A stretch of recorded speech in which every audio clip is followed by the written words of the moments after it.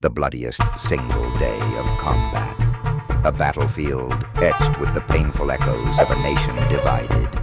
How did one September day change the course of an entire war?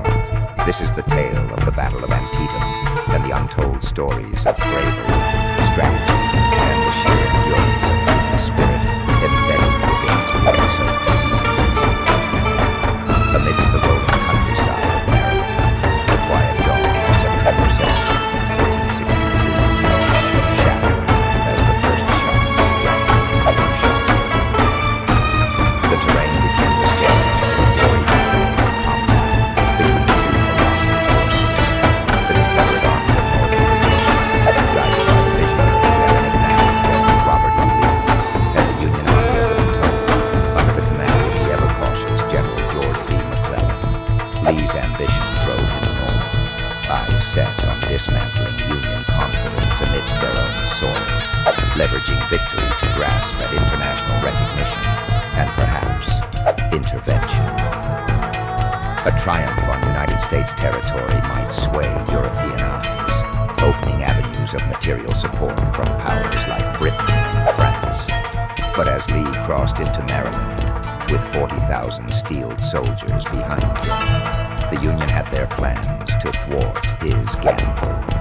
Facing McClellan's 70,000-strong force, the battlefield straddled truth and myth. Was the aggression at the cornfield merely the opening curtain to a day drenched in brutality? For hours, gunfire crackled, charges ebbed and flowed over ground, futilely contested. The sunken road, an infamous location known thereafter as Bloody Lane, saw so much blood that it confused the order of battle itself. By dusk, nearly 26,000 soldiers lay as casualties, a staggering testament to the conflict's human toll. Too many cried out in silence on that single day, now the bloodiest in American memory. The losses spelled doom for Lee's grand aspirations, and yet didn't deliver McClellan the decisive victory he needed. Though unable to disintegrate Lee's army, the Union tide turned. The Confederate retreat offered a semblance of victory.